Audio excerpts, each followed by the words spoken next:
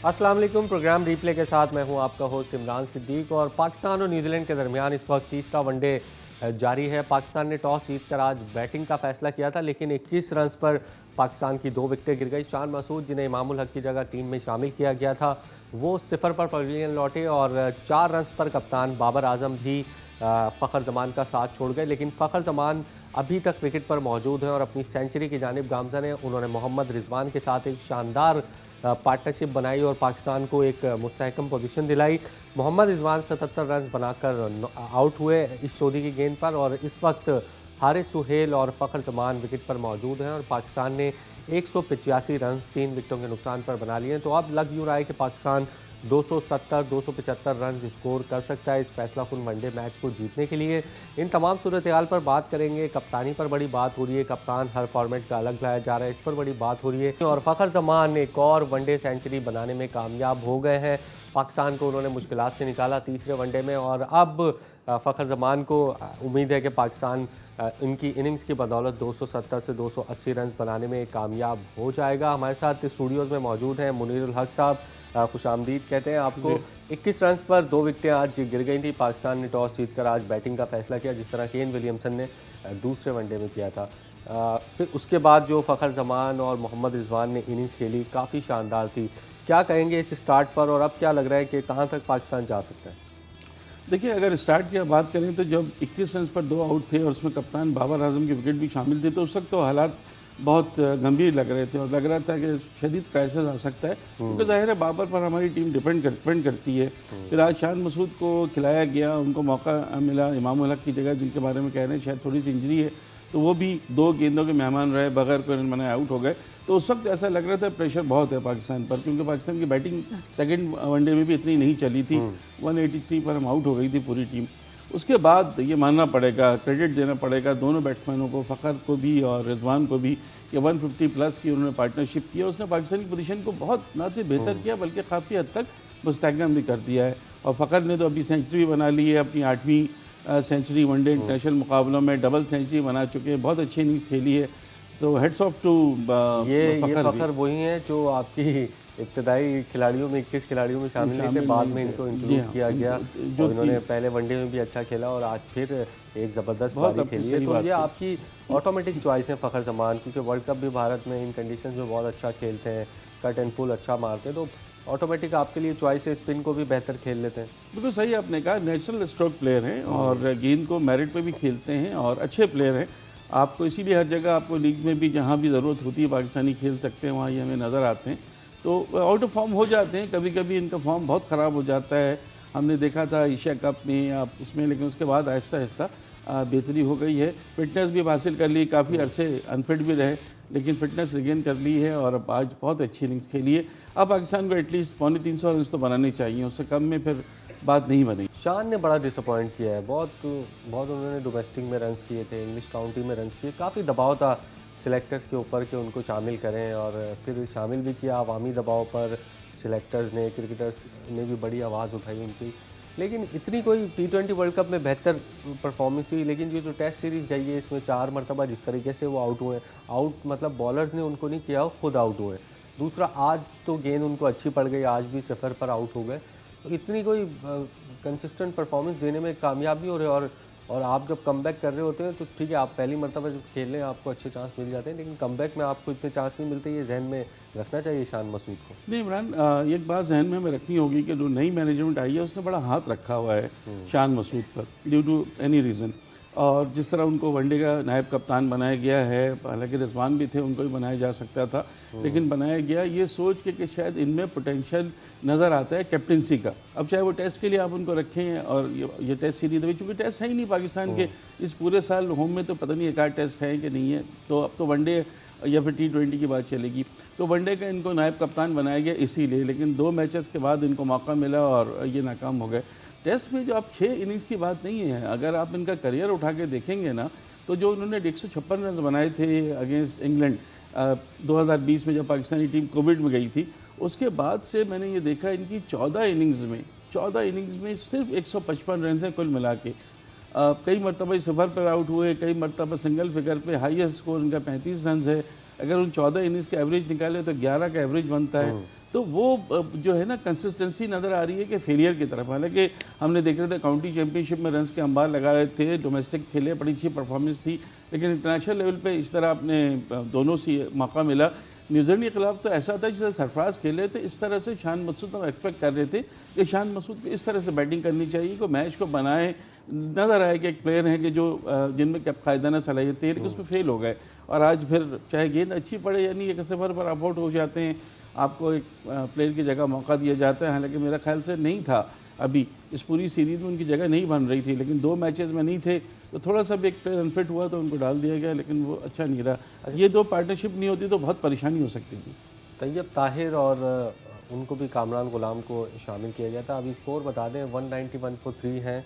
फ़खर जमान और हारिस सोहेल इस वक्त बैटिंग कर रहे हैं और पाकिस्तान अच्छे टोटल की जानिब जो है वो गामजा ने मुनीर साहब तैयब ताहिर और कामरान गुलाम को शामिल किया गया था, मौका नहीं मिला उनको। आज नसीम शाह की जगह हसनैन ज़रूर खेलें, 2 तब्दीलियाँ हैं पाकिस्तान की टीम में। तो अब बहुत सारी दफ़ा ऐसा होता है कि आप खिलाड़ी को शामिल करते हैं और बग़ैर मौका दिए वो ड्रॉप हो जाता है।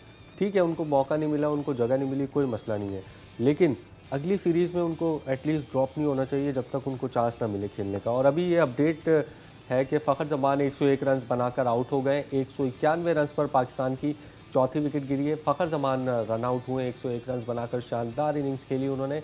और अब जो है वो देखते हैं, सलमान अली आगा बैटिंग के लिए शायद आएंगे, मोहम्मद नवाज़ भी टीम में मौजूद हैं। मैं सवाल आपसे कर रहा था कि इन दोनों को भले चांस नहीं मिला हो, लेकिन आपको उनको कैरी करना चाहिए जब तक इनको एक प्रॉपर लॉन्ग चांस ना मिल जाए। देखिए, ज़रूरी होता है, सऊद शकील के केस में देख लें, आगा सलमान केस में देख लें, इनको मौका मिला और उनको मौका दिया गया और थोड़ा थोड़ा प्रूव भी इन्होंने बहरहाल किया। सऊद शकील ने तो बहुत ज़्यादा नज़र आया है कि वो बड़े ज़बरदस्त किस्म के डिफेंड भी करते हैं और शॉट को मेरिट पे खेलते हैं, वो तो चीज़ है। आगा सलमान को भी मौका दिया जा रहा है। आपने बिल्कुल सही कहा, तैयब ताहिर हैं, कामरान गुलाम में डोमेस्टिक की वजह से टीम में आए, अच्छी परफॉर्मेंस की वजह से इनको मौका भी देने चाहिए और थोड़ा सा ज़्यादा मौका देने चाहिए। 1 या 2 मैचेस से काम नहीं चलता। अगर आपको सलाहियत नज़र आती है तो आपको पूरी सीरीज़ खिलानी चाहिए ताकि पता चल जाए। नसीम शाह को रेस्ट देने की आज क्या वजह थी इमरान, मुझे तो समझ में नहीं आया। सुनने में आया है कि शायद उनकी तबीयत थोड़ी बेहतर अगर कोई फिटनेस का मसला है तो बात तो दूसरी है, अदरवाइज तो 2 मैचेस में 8 विकेटें उनकी है। फाइफर पहले मैच में, फिर 3 विकेटें। तो कोई अगर फिटनेस का इशू हो तो ठीक है, लेकिन अगर वो ठीक है, तबीयत ठीक नहीं है उनकी, वो कहा ये जा रहा है कि शायद तबीयत उनकी, शायद बुखार, फीवर वगैरह। हाँ, तो फिर तो सही है, तो फिर तो सही है। हसनैन को भी मौका मिलेगा एक दफ़ा फिर कि भाई आप आएँ, प्रूव करें, तो ये तो फिर तब्दीली सही है। लेकिन शान मसूद को जो सोच के लाया गया था, या वो भी इमाम हलक के कह रहे हैं कि थोड़ी सी उनको हल्की सी इंजरी है, उसके से नहीं खिलाया, तो वो तो प्रूव नहीं कर सकते। आज हसनैन को प्रूव करना चाहिए। उनकी तरफ से भी फास्ट बॉलर विकेटें ले लेते हैं, कुछ करते हैं, लेकिन वो आज भी 3 स्पिनर्स के साथ गए, हम वही 2 स्पिनर्स के साथ जा रहे हैं, तो ज़रा ये देखना होगा। नहीं, 2 स्पिनर आपने बिल्कुल ठीक कहा, लेकिन दूसरी बॉलिंग है तो ड्यू का फैक्टर भी होगा, हो सकता है शायद इस वजह से कुछ हो। 2 मैचेस में रहा नहीं, दोनों मैचेस में पहले बैटिंग करने वाली आज भी हो सकता, देखिए मुमकिन तो है, लेकिन वो चीज़ जो हम समझ रहे थे कि बहुत ज़्यादा होगी, वो चीज़ नज़र नहीं आई है। पहले मैच में हमने सोच रहे थे होगा तो नहीं नज़र आई, दूसरे मैच में भी इतना फैक्टर नहीं था। अब आज फैक्टर हो सकता है, बट अभी तक दोनों टीमें जो पहले टॉस जीती हैं वही टीम जीती है, तो आज देखते हैं कि क्या होता है। मतलब पहले बैटिंग करने वाली टीम जीती है। बिल्कुल, 2 सेटल जो बैट्समैन थे, फ़खर जमान और मोहम्मद रिजवान, दोनों आउट हो चुके हैं और ये काफ़ी लेज़ी अटैम्प्ट था फ़खर जमान की जानिब से, जिसकी वजह से वो रन आउट हुए। और अब एक मरतबा फिर थोड़ा सा पार्टनरशिप बिल्ड करने की दोनों कोशिश करेंगे और उसके लिए स्कोर भी रुकेगा। शायद हो सकता है कि पाकिस्तान का स्कोर थोड़ा सा नीचे आ जाए। 2 जब विकेटें मुनीर साहब गिरती हैं बैक टू बैक, और दोनों ऐसे बैट्समैन जो कि सेट हों और पवेलियन लौट जाए अचानक से, तो फिर एक अचानक से आपकी टीम बैक फुट पर चली जाती है। अभी दोनों नए बैट्समैन विकेट पर मौजूद हैं, हारिस हैं और सलमान अली आ गए, तो समझते हैं कि दोनों स्कोर अच्छा करने में कामयाब हो जाएंगे। देखिए, कुछ ऐसे ही हमने पिछले वनडे में देखा था, जब डेविन कॉनवे और उनके जो कप्तान केन विलियमसन की जो पार्टनरशिप थी, वो जैसे ही 183 पे स्कोर पे दूसरी विकेट गिरी, तो फिर उसके बाद बैकल हो गया और 70-80 रन पर पूरी टीम, बाकी 9 खिलाड़ी आउट हो गए थे। तो इस तरह की कोई चीज़ भी हो सकती है। होता यही है क्रिकेट में, अक्सर हमने देखा है जब एक पार्टनरशिप बिल्ड होती है, एक खिलाड़ी आउट होता है तो दूसरा खिलाड़ी भी अक्सर आउट हो जाता है, जो नॉर्म एक तरह का हमें देखने में नज़र आता है। तो अब ये पार्टनरशिप बिल्ड भी हो सकती है, जल्दी आउट भी हो सकते हैं, हो सकता है लेट ऑर्डर्स में कहीं जाके कुछ स्कोर बन जाए। बहरहाल 270 275 पाकिस्तान का बनना चाहिए थोड़ा सा सेफ रहने के लिए। वैसे तो आप 255 आपके पास 260 आपके जो इस सीरीज़ के जो बेस्ट बॉलर हैं वो भी नहीं है नसीम शाह, ये भी फैक्टर जो है बिल्कुल सही कह रहे हैं, कंसिडर करना चाहिए। इस वजह से पाकिस्तान को 270 से 280 रन आने चाहिए ताकि बॉलर्स के पास डिफेंड करने के लिए कुछ हो। मुनीर साहब, मैच पे काफ़ी बात की, कप्तानी पर बड़ा इशू चल रहा है आजकल पाकिस्तान की टीम में। कोई कह रहा है कि शायद ख़बरें हैं कि तीनों फॉर्मेट का अलग अलग कप्तान होगा, और सरफराज टेस्ट में, शान वनडे में और T20 में बाबर, इस किस्म की खबरें चल रही हैं। और शान को आज खिलाया भी गया है इमामुल हक की जगह। आप क्या समझते हैं, कप्तान तब्दील होना चाहिए? क्योंकि वर्ल्ड कप का साल है ये, अभी एशिया कप भी है आपका, तो इस अहम मौके पर मुझे नहीं लगता कि कप्तान को तब्दील करना कोई बेहतर फ़ैसला होगा। देखिए, बहुत ज़्यादा प्रेशर नहीं डालना चाहिए किसी पर भी। आपको याद होगा सरफराज अहमद तो प्रेशर डाल के उनको तीनों फॉर्मेट की कप्तानी भी ले ली गई, उनको टीम से भी ड्रॉप कर दिया गया, फिर प्रेशर पड़ा तो उनको टीम में लिया, वो डगआउट में बैठे रहे। तो ऐसा बिल्कुल पैनिक होने की ज़रूरत नहीं है। लेकिन टेस्ट में प्रॉब्लम ये हुई है अभी कि जो आपने होम सीरीज़ खेली, एक ऑस्ट्रेलिया से 3 टेस्ट खेले, फिर इंग्लैंड से 3 टेस्ट खेले, 2 आपने न्यूजीलैंड से खेले, तो ये 8 टेस्ट में आपकी टीम कोई टेस्ट नहीं जीती, हार गए, और 3-0 हारे, 1-0 हारे, और ड्रॉ हुई है सीरीज़। तो आप जीते तो कोई नहीं। तो 3 ऐसी टीमें जो 20 साल बाद, 23 साल के बाद पाकिस्तान आई थी, बड़ा मतलब उसमें वो हो रहा था कि बड़ी ज़बरदस्त इस दफ़ा होम सीरीज़ है 2022 की, उसमें टोटली फेलियर है।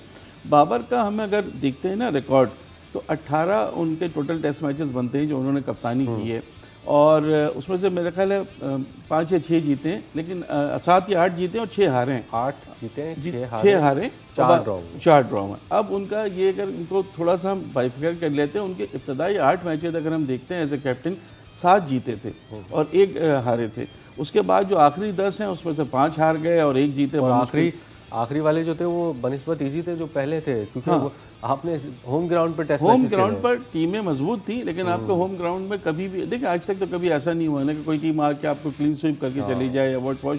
तो ये चीज़ें जो यहाँ नज़र आ रही हैं, फिर डिसीजन हमें नज़र नहीं आया फ्रंट फुट पे लीड करके देने वाले डिसीजन में बैक फुट पर नज़र आ रहे हैं, डर रहे हैं, खौफ है।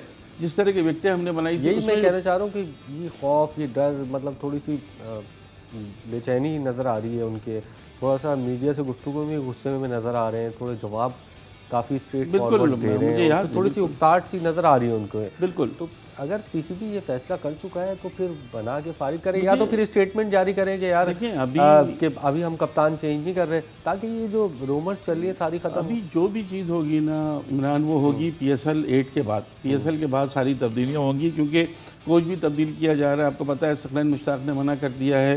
नहीं, सकलैन मुश्ताक ने नहीं, पीसीबी नहीं चाहता उनको, पीसीबी नहीं चाहता। और वैसे भी सकलैन मुश्ताक का हम कह रहे थे कि शायद वो जनवरी के बाद अपना कॉन्ट्रैक्ट को रिन्यू नहीं करना चाहते। शॉन्टेट भी नहीं है, उनको भी पीसीबी उनमें भी इंटरेस्टेड नहीं है। तो ये पूरा एक ओवरऑल चेंज होगा। अब मुझे नहीं पता कि जो मोहम्मद यूसुफ हैं उनको दोबारा NCA भेजा जाएगा या क्या किया जाएगा, लेकिन मुझे लगता है ये सब जाएंगे और एक नई टीम आएगी, क्योंकि मैनेजमेंट बिल्कुल नई है। हर जगह हमें नए लोग देखने को मिल भी रहे हैं और नए लोग नज़र आना शुरू हुए। शान मसूद की एज वाइस कैप्टन उनको नॉमिनेट करना इस नए मैनेजमेंट की एक वो थी, चाहत है, जिसकी वजह से वो आए हैं, और उनको वनडे का कप्तान बनाया भी जा सकता है अगर वो कुछ प्रूव कर देते हैं। लेकिन सबसे पहले ज़रूरी है कि आप बैटिंग में परफॉर्म करें ना। न्यूजीलैंड के खिलाफ 2 मैचेस में आपको मौका दिया गया, अब 4 इनिंग में फेल हो गए। उससे पहले भी आप कंसिस्टेंसी नहीं है। हालांकि डोमेस्टिक में या काउंटी में तो बहुत अच्छी परफॉर्मेंस है, बहुत अच्छे सुलझे हुए। क्या वजह लगती है आपको, क्यों अपनी जो फॉर्म है वो नेशनल टीम में ट्रांसफॉर्म नहीं कर पा रहे हैं? देखिए, ये चीज़ खुद शान मसूद को सोचने की ज़रूरत है। अगर आप इंटरनेशनल लेवल पर नहीं करेंगे तो कभी आप बड़े खिलाड़ी नहीं कहलाएंगे। आप फिर उसी तरह डोमेस्टिक में करते रहें या काउंटी, लेकिन वो भी कंसिस्टेंसी के साथ। भी तो एक ही 2 हमने उनकी सीरीज़ देखी ना जिसमें प्लेयर अच्छे हैं, इसमें कोई शक नहीं है। वो टैलेंट, इनमें पोटेंशियल कप्तानी का भी नज़र आता है, सुलझे हुए हैं, चीज़ों को देखते हैं। लेकिन बात यह है कि पहले आप टीम में प्लेइंग 11 में जगह बनाएंगे तो फिर आपको कप्तानी की बात आएगी ना। आप नायब कप्तान थे, लेकिन दोनों वनडे मैच में आपको नहीं खिलाया गया। बाबर ने कह भी दिया था कि अगर नायब कप्तान का मतलब नहीं है कि वो प्लेइंग 11 में होंगे, वो भी आप थोड़ा सा अंदाज़ा सीरीज में भी ड्रॉप हुए हैं, रिजवान नायब कप्तान थे। हाँ बिल्कुल, नहीं वो नायब कप्तान ज़रूरी नहीं, लेकिन नॉर्मली ये होता है अगर आप नायब कप्तान है, शादाब थे नायब कप्तान जब भी, तो वो खेलते थे। नॉर्मली ऐसा होता है कि नायब कप्तान होता है तो उसको प्लेइंग 11 में रखा जाता है। लेकिन इस दफ़ा बनाने के बावजूद 2 मैचेस में रेजिस्ट किया। आई थिंक बाबर ने रेजिस्ट किया होगा कि नहीं जी, हमारे टॉप 4 सही हैं, हम कहीं नहीं खिला सकते। लेकिन यहाँ फिर उनको थोड़ा सा बैकवर्ड पाना पड़ा जब इमाम उल हक की छोटी सी इंजरी थी। खिलाया उनको गया, प्रूव देखें खुद शान मसूद को टॉप करना 4 है। की आपने बात की, रिजवान को अकोमोडेट किया है चौथे नंबर पे। वैसे वो 5वें 6ठे नंबर पर हाँ, वनडेज बिल्कुल में आते हैं। खेलते थे, अभी वो कुछ 1-2 सीरीज़ में शायद चौथे नंबर पर आए। तो लगता है आपको कि चौथे पर सेट है या फिर उनका जो नंबर था उसी पे खेलना चाहिए? देखिए रिजवान ने अपने आप को सबसे पहले तो आपने देखिए T20 में एज एन ओपनर सेट किया है, वो कभी ओपनर नहीं थे। मेरे ख्याल से तो उन्होंने रिजवान जितनी ऊपर खेले उतना अच्छा है। हाँ, जितना ऊपर खेलें उतना अच्छा है। और जिस तरह से फॉर्म में वो खेल रहे हैं ना, फ्लो नज़र आ रहा है उनका दोबारा, अच्छी फॉर्म में नज़र आ रहे हैं। थोड़ा सा फॉर्म उनका गड़बड़ नज़र आई थी पिछले दिनों, लेकिन अब दोबारा उसी में। पिछले मैच में बहुत अच्छे नहीं खेले थे, उससे पहले भी और अभी भी बहुत अच्छा खेले, तो इसमें कोई शक नहीं है, प्लेयर बहुत अच्छे हैं वो भी। और आपकी बात सही है कि टॉप 4 तक अगर चौथे नंबर या 5वें नंबर पर आ जाएँ तो वो बुरा नहीं है उनका। बिल्कुल। और पाकिस्तान अभी आगा सलमान और हारिस सोहेल इस वक्त बैटिंग करने में क्रीज़ पर मौजूद है और पाकिस्तान अच्छे टोटल की जानिब जा रहा है। 206 पर 4 आउट हैं, हारिस सोहेल 12 रन पर क्रीज़ पर मौजूद हैं।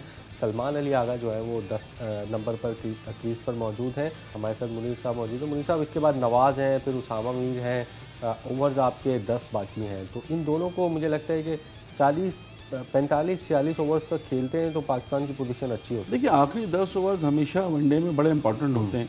उसमें आखिरी 10 ओवर में 100 रन भी बन जाते हैं, 125 भी बन जाते हैं, डिपेंड करता है कि आपके कोलैप्स भी पास। हो जाता है। हाँ, कोलैप्स भी होते हैं। अच्छा, पाकिस्तान के पास सिर्फ यही एक, अगर बैट्समैनों की बात करें तो यही एक जोड़ी है। नवाज़ हैं, बैटिंग ऑलराउंडर हैं, बॉलिंग ऑलराउंडर, परफॉर्मेंस दे सकते हैं, कुछ खेल सकते हैं।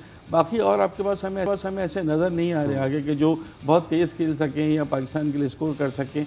ये बड़ा क्रूशल टाइम है। देखिए ये जो अब 10 ओवर हैं, यही पाकिस्तान का मेक और ब्रेक वाली बात है कि इसमें अगर पाकिस्तान ने बना लिए 70 रन बना लिए तो बेहतर हो जाएगा, 80 रन बना लिए और बेहतर हो जाएगा। लेकिन यही अगर 40-45 पे आप आउट हो गए तो फिर मुश्किल भी हो सकती है।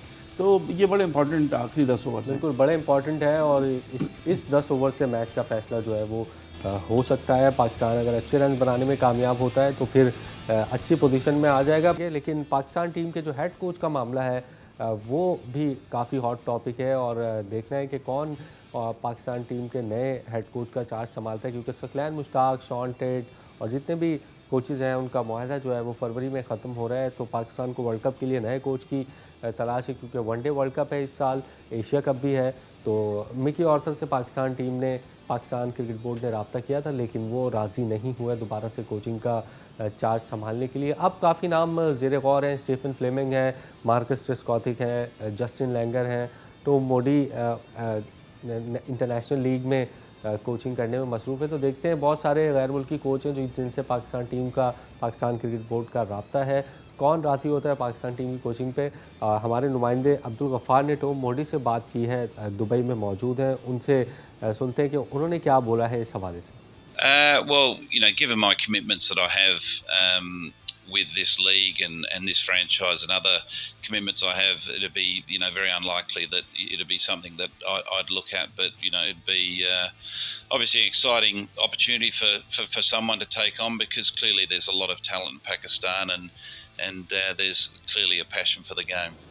बिल्कुल, टॉम मोडी तो नज़र नहीं आ रहे ख्वाहिशमंद पाकिस्तान टीम की कोचिंग के। मुनीर साहब, काफ़ी नाम चल रहे हैं। स्टीफन फ्लेमिंग का भी आपने ब्रेक के दौरान जिक्र किया कि वो चेन्नई सुपर किंग्स में है, शायद वो नहीं आएंगे आईपीएल में। ज़ाहिर है इतना अच्छा कॉन्ट्रैक्ट उनका है। फिर अभी टॉम मोडी को हमने सुना, वो भी इंटरेस्टेड नज़र नहीं आ रहे। फिर मिकी आर्थर काउंटी क्रिकेट में मसरूफ़ हैं। तो कौन से ऐसे 2-4 हेड कोचेज़ हैं जो अच्छी रेपुटेशन हो जिनकी कोचिंग में, वो पाकिस्तान टीम का जो है वो चार्ज संभाल सकते हैं? देखिए नाम तो बहुत सारे चल रहे हैं, लेकिन जो सबसे ज़्यादा प्रायोरिटी पे थे वो तो मिकी आर्थर थे। एक बात और इमरान जो हमें समझने की है कि पाकिस्तान ने माजी में 2 बड़े ब्लंडर हुए हैं पाकिस्तान से। एक सरफराज अहमद का तीनों फॉर्मेट कप्तानी से हटाना, एक मिकी आर्थर का कॉन्ट्रैक्ट रिन्यू ना करना। इन दोनों चीज़ों का बहुत नुकसान हुआ है। उसके बाद आप देख लें कि पाकिस्तानी टीम बहुत उसमें तनज़ुली मुस्तकिल हमें नज़र आ रही है। अब दोबारा हमने वही काम किया कि जिनको हमने नहीं सेलेक्ट किया था, जिनको हमने रिन्यू नहीं किया कॉन्ट्रैक्ट, उनको दोबारा नहीं, हम उनसे कह रहे हैं, गिड़गिड़ा रहे हैं एक तरह से कि भाई आप आ जाएं और हमें आपकी ज़रूरत है। अब वो कह रहे हैं नहीं जी, डार्बी शहर में मैं बहुत फिट हूँ, मुझे कोई इशू नहीं है, मैं सब कर सकता हूँ। तो उन्होंने तो खैर साफ इनकार कर दिया है। अब बाकी जितने भी बड़े नाम की आप बात कर रहे हैं उनमें से बेशतर आपको कहीं ना कहीं T20 लीग्स में नज़र आ रहे हैं। IPL इतना पैसा दे देता है कि एक लीग ही उनके लिए बहुत है। इस वक्त आप देखिए ना, अभी आपने अब्दुल गफ़ार को दिखाया इंटरनेशनल लीग जो शुरू हुई है एमिरेट्स में, साउथ अफ्रीका T20 लीग, कौन सी जगह है जहां अब लीग नहीं हो रही है? तो लीग्स ने अब इन खिलाड़ियों को और साथ साथ कोचेस को इतना रिलैक्स कर दिया है क्योंकि वो कम वक्त में 1 महीने में 2 महीने में थोड़े दिनों के लिए जाते हैं और अच्छा खासा पैसा उनको मिल जाता है। तो इतना बड़ा बर्डन क्यों लेंगे कि पाकिस्तान आएंगे पूरी फुल कोच करेंगे? वही अवेलेबल आपके लिए होंगे जो लीग्स में नहीं है दस्तयाब आपको। अच्छा, मिकी आर्थर के बारे में ये सुना है कि शायद वो एश्योरिटी मांग रहे थे, क्योंकि ज़ाहिर है अभी 1 साल बाद अगर गवर्नमेंट चेंज होती है तो फिर वो दोबारा से अपना सेटअप लाएंगे। 3 साल का उनका कॉन्ट्रैक्ट है, ज़ाहिर है वो काउंटी से भी हाथ धो बैठेंगे, फिर पाकिस्तान टीम की कोचिंग से भी अगर हटा दिए गए तो ये एक बड़ा मसला है। तो कोई भी कोच आएगा तो वो एश्योरिटी तो मांगेगा कि भाई अगर आप 3 साल का कॉन्ट्रैक्ट कर रहे हैं तो 3 साल तक कोई छेड़ेगा नहीं। फिर एक बात बड़ी माजरत के साथ इमरान, कि जब आपके क्रिकेट बोर्ड के चेयरमैन की कोई श्योरिटी नहीं है कि वो कब तक हैं या कब तक उनकी जगह दूसरा आ जाएगा, तो आप कोच को कैसे दे सकते हैं? ये एक बहुत बड़ा फैक्टर था जिसकी वजह से मिकी आर्थर यहाँ नहीं आना चाह रहे हैं। उनको पता है यहाँ पर इस वक्त जो हालात चल रहे हैं पाकिस्तान में, अगर गवर्नमेंट चेंज होती है, कोई दूसरा आ जाती है, तो फिर वो क्रिकेट बोर्ड के चेयरमैन ने फिर चेंज हो जाना है, सारी चीज़ें फिर दोबारा से वही होंगी। तो ये चीज़ जो है वो तो पता है। ये भी एक फैक्टर है जिसकी वजह से कोई बड़ा आपके पास नहीं आ रहा। और दूसरा बड़ा फैक्टर है T20 लीग्स में उनको इतना पैसा मिल जाता है। कई खिलाड़ी ऐसे हैं जिन्होंने टेस्ट क्रिकेट छोड़ दी, वनडे क्रिकेट छोड़ दी लीग्स की वजह से। वो लीग्स खेलते हैं, अपना पैसा कमा लेते हैं, जो शोहरत उन्होंने कमानी थी कमा ली। मोहम्मद आमिर की मिसाल आपके सामने है, कहाँ खेलना मांगते हैं। पाकिस्तान ने पिछले साल उनको फर्स्ट क्लास का कॉन्ट्रैक्ट भी दिया, उन्होंने मना कर दिया। अभी भी वो कहते थे कि जी वक़ार और मिसबा के होते हुए मैं नहीं आऊँगा। वक़ार मिसबा के गए हुए एक ज़माना हो गया है, लेकिन वो नहीं आते हैं। रमीज़ राजा से नाराज़गी थी, अब रमीज़ राजा चले गए, नजम सेठी आ गए, फिर भी वो नहीं आते। वजह ये है कि 2-4 लीग्स खेल लो, पैसा कमा लो। 4 ओवर तो फास्ट बॉलर कराने पड़ते हैं लीग में, और क्या होता है यार, 3 दिन में एक मैच होता है, 4 ओवर का आपको काम है, उसके बाद आपने फील्डिंग करनी, बैटिंग का मौका मिला तो मिला, नहीं तो कुछ। कितना ईजी हो गया है उनके लिए पैसा कमाना।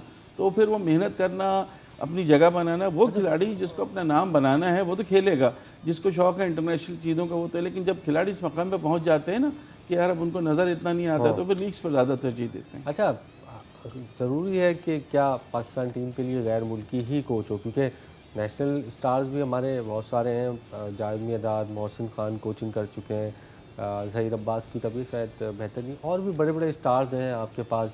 क्या नेशनल कोच लाने में इंटरेस्टेड ये वाला बोर्ड तो मुझे बिल्कुल नज़र नहीं आ रहा, क्योंकि इन्होंने आते ही गैर मुल्की कोच की तलाश शुरू की थी। तो आपको लगता है कि कोई हमारे नेशनल ऐसे क्वालिफाइड कोचेज़ हैं जो आ सकते हैं टीम में? नहीं, मुझे नहीं लगता, क्योंकि हमारे यहाँ फॉरेनर भी आए हैं और लोग अपने नेशनल टीम से भी प्लेयर आए हैं। मियांदाद का तो अपने बहुत बड़ा नाम था उनका, लेकिन जिस तरह वो आए और गए, मोहसिन हसन खान, उनके दौर में हमने क्लीन स्वीप किया इंग्लैंड को, नंबर 1 टीम बनते ऑलमोस्ट बनी थी, लेकिन उनको भी नहीं रखा क्योंकि ज़ाहिर है उस वक्त टीम अच्छा खेल रही थी। मुझे तो नहीं लगता कि कोई नेशनल टीम में से किसी खिलाड़ी को रखा जाएगा, क्योंकि आपके पास अवेलेबल कौन है, इंज़माम है, मोहम्मद यूसुफ हैं, सकलैन मुश्ताक हैं, इसी तरह 1-2 और प्लेयर हैं। तो मुझे ये लगता है कि जो जाके इनका नज़रें जो बैठेंगी ना, किसी फॉरेन कोच पे बैठेंगी, किसी न किसी 3-4 नाम तो ऐसे ही चल रहे हैं। लेकिन चूंकि ये कयास आ रही हैं, इस तरह नाम लेना उस वक्त तक सही नहीं है जब तक उनकी तरफ से कोई चीज़ सामने नहीं आ जाती। मिकी आर्थर का पहले दिन से नजम सेठी आए थे तो उन्होंने कहना शुरू कर दिया था कि जी हम बिल्कुल देख रहे हैं। मिकी आर्थर से बात हुई, सब हुई, लेकिन आई थिंक मिकी आर्थर ने अपने तौर से सही फैसला किया है। डार्विशायर में वो 2025 तक हैं, पाकिस्तान में पता नहीं 2023 में वो चलते हैं कि नहीं चलते, इतनी सारी यहाँ अनसर्टेनिटीज़ हैं। तो उनके हिसाब से मुझे तो उनका फैसला सही लगता है। तो प्रोग्राम आपने देखा, पाकिस्तान टीम एक अच्छा टोटल बनाने की जानिब गामज़न है। प्रोग्राम का वक्त जो है वो ख़त्म हुआ है। मुनीर उल हक साहब हमारे साथ मौजूद थे। मुनीर साहब बहुत बहुत शुक्रिया आपका। कल एक और प्रोग्राम के साथ आपकी खिदमत में हाजिर होंगे, तब तक के लिए अल्लाह हाफ़िज़।